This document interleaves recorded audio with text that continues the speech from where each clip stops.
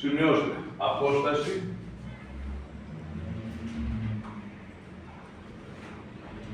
Αντίδρασης.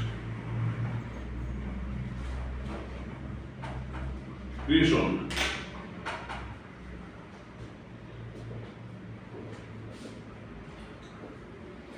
Περπατάμε με το αυτοκίνητό μας στον δρόμο και πηγαίνουμε πατώντας το κάρι.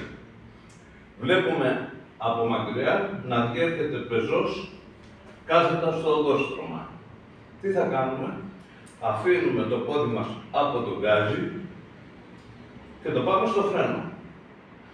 Αυτό το χρονικό διάστημα στο μέσο άνθρωπο αντιστοιχεί σε 1 σεκόντ, 1 δευτερόλεπτο. Όπως αντιλαμβάνεστε όμως, παιδιά, σε αυτό το 1 δευτερόλεπτο το όχημα διανύει κάποια απόσταση.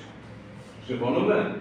Αυτή η απόσταση είναι η απόσταση αντίδρασης. Δηλαδή, πού αντιδράμε?